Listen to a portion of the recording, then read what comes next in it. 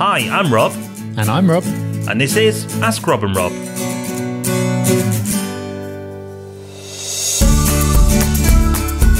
Hello, and welcome to Ask Rob and Rob. This episode marks a new era for Ask Rob and Rob, because you've now not only got two Robs, but you've got two questions and two answers as well. That's right, we're now going to try and pack even more into these episodes by asking two questions at a time, because we've just got so many to get through. We're getting a bit daunted by the list, so I thought, right, let's try and crack through two of these each week. So, Rob, we probably shouldn't read out how people can leave more. We shouldn't, but as we're doubling up, we're going to need people to keep sending them in, so here you go. Go to thepropertyhub.net/podcast or call us on 013 808 000 35 and leave us a message. Nice and simple. It's obviously nice and simple because we've got so many. So let's start with Ahmed. Hi, Rob and Rob. Ahmed from Hull. Just got a question about what's best to do when you have a tenant leave without notifying you. I've had a tenant who's been in a year and a half, paid their rents on time every month, but they haven't notified me of a leaving. I've been down to the property and found it's all empty. Well, not empty, they've left loads of junk. And just want to know about the best procedure to make sure I don't do anything wrong when trying to clear it and take ownership back despite not hearing from the tenants. Thanks a lot for your help. Bye. Really interesting question. Bit of a weird one, but it does happen. Tenants who have previously been absolutely fine just vanish one day, and that's it. And Ahmed's doing the right thing by asking the question, because rather than just sort of going, oh, brilliant, they've left, piling in and taking it back, you can get into trouble that way. So it's right to figure out how to do it correctly in legal terms. If you want to do it absolutely correctly, then the right thing to do would be to go through the repossession procedure. So actually serve notice on the tenant as if they were already there, and actually go through the courts to get them out, even though they already are out. Because you could get into trouble if you just kind of go, oh, I thought they'd left, but it turned out they were just on a long holiday or something like that.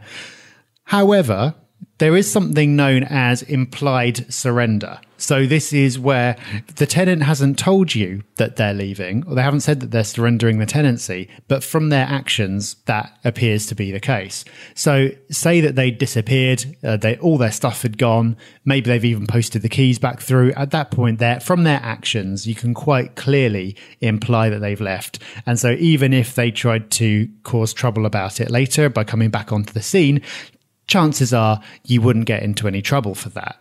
This situation is a little bit more complicated, and clearly we can't give any specific advice because we don't know all the ins and outs.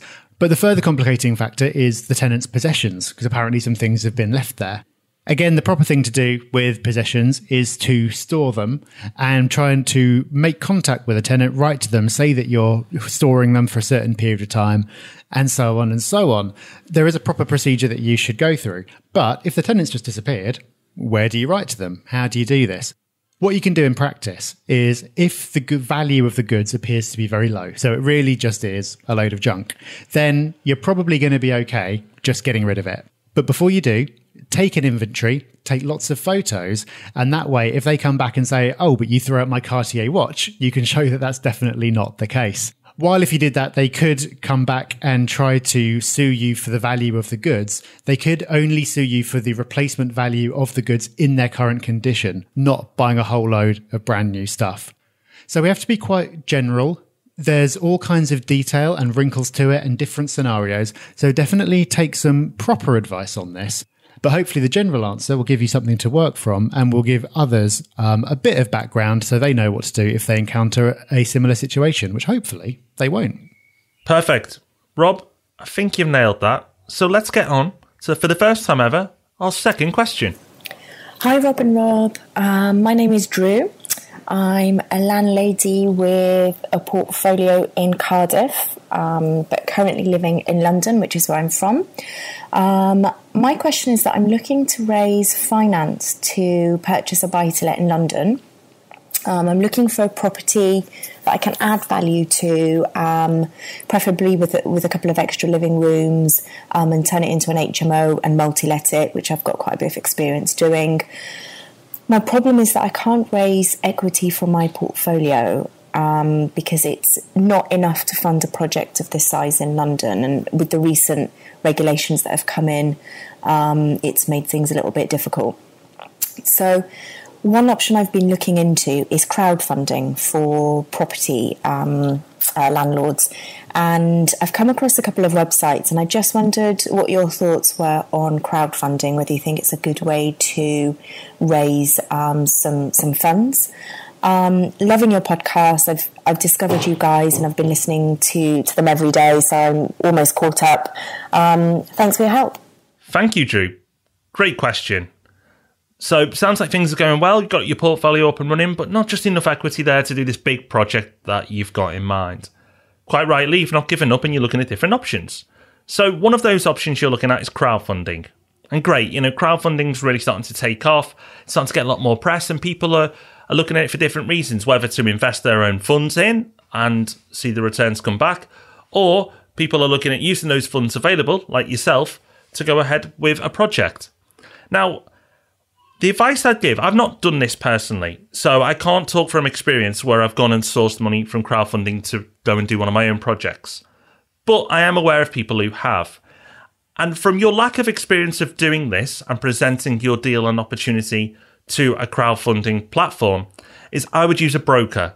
There are brokers who have experience in working with these crowdfunding platforms. They are bespoke brokers. They also will work with companies that will do bridging as well. The reason to go to them is, one, they can put your proposal forward in the best light, but also they may be able to talk to you about different lending options that you just haven't considered yet. So use a specialist broker who understands the more creative ways to gain finance. And yes, you might end up going down a crowdfunding route or a different route that you've not even considered at all at this point. But good luck. I hope it works out. Excellent answer, Rob. I think you've covered everything there. Nothing to add to that one. And thank you, Drew, for an excellent question. It's an interesting area, and I hope you get the help you need to explore that further, because it sounds like it could be a good solution for you.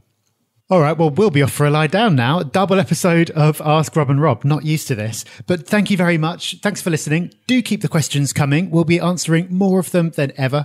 And as ever, we will be back with the Property Podcast, just one episode of that though, on Thursday. We'd love to see you then. Thanks for listening. See you soon. Bye-bye. Bye-bye.